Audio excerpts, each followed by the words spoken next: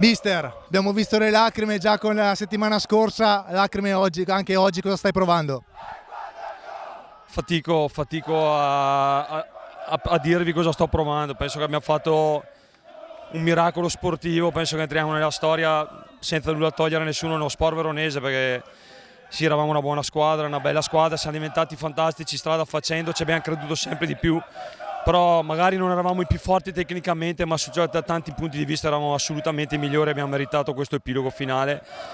strameritato, di ragazzi fantastici. Mi verrebbe da ringraziare 1000 persone e vorrei un minuto per farlo, perché dal mio staff a tutto il mio staff, a tutto il presidente, a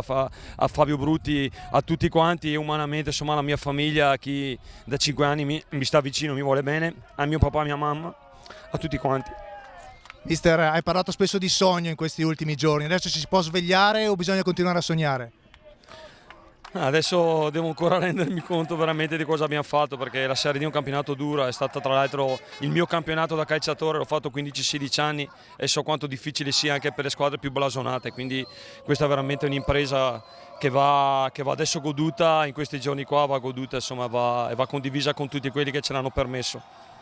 È una dedica speciale a chi dedichi questa vittoria? Ma ne ho fatte tante prima dediche, sportivamente ovviamente la dedico al mio presidente, a Fabio, che mi hanno rivoluto qua dopo 2 anni, e quindi è un presidente che senza di lui ovviamente calcio non si farebbe e non riuscirebbero queste cose qua, al mio staff e tutto quanto, dal primo all'ultimo, non vorrei dimenticare nessuno. Umanamente degli amici importanti che ogni giorno mi sollecitano, a una compagna che da 5 anni mi sta vicino, e alla mia famiglia, ai miei figli, e me lo dedico un po' anche a me, perché comunque senza scorciatoie, dopo tanti anni che faccio bene, ci sono arrivato nel professionismo con la forza, insomma, e con tanto lavoro.